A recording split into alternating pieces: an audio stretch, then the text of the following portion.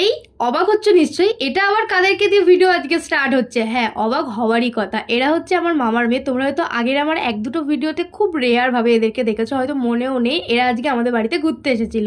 শুধুমাত্র ওরাই নয়, মামা মামিও এসেছিল। আজকে সকাল থেকে, সকালবেলা ভুল 12টার সময় ঘুম থেকে উঠি, যখন বাবাকে কল করি, বাবা বললো সেজো মামা সেজো মামি আসছে। আমি তো শুনে অবাক। যেমন অবাক হয়েছি তেমন এক ঝটকায় ঘুমটাও ভেঙে গেছে। তাড়াহুড়ো করে উঠে বিছানাপত্র ঝেড়ে সমস্ত কিছু গুছিয়ে গেছে, ওয়েট করতে থাকি। তারপরে মা দুই বোনকে নিয়ে আগে চলে আসে। আসলে মামি এখানে ডাক্তার দেখাতে এসেছিল, সেই সূত্রেই আসা আর কি। মামা মামি ঠিক করেই রেখেছিল যে এখানে ডাক্তার দেখাতে আসবে, তখন আমাদের বাড়ি থেকে ঘুরে যাবে। তো মামা মামি ডাক্তার দেখাচ্ছিল আর আমাদেরকে ফোন করে বলে যে বোনদেরকে নিয়ে চলে আসতে। তাই মা বোনদেরকে নিয়ে আগেই চলে আসে। আর আসার পর থেকে তো দেখলে কত কি হলো, কত আদর, কত গল্প, কতদিন পর দেখা হয়েছে, সবকিছু একেবারে এক নিমিষেই যেন শেষ হয়ে গেল। তারপরে অনেক লেট হয়েছিল, মামা মামির আসতে প্রায় 4টে 4:30 বেজে গেছিল। ততক্ষণে ওদের খাওয়া দাওয়া আমরা করিয়ে দিয়েছিলাম। আমার বোন আর বড়কি ছুটকিকে মা খাইয়ে দিয়েছিল জোর জবরদস্তি করে, আর আমি ওয়েট করছিলাম একসাথে খাবো বলে। অনেকক্ষণ পর প্রতীক্ষার অবসান হয়। তারপরে মামা মামি এসে পৌঁছায় অনেকটা লেট হয়ে, প্রায় বিকেলই হয়ে গেছিল। 5টা 5:30টার সময় আমরা খাওয়া দাওয়া করে উঠি। তারপর সন্ধ্যেবেলা থেকে শুরু হয় বিরাট প্রস্তুতি। বড়কি আমার কাছে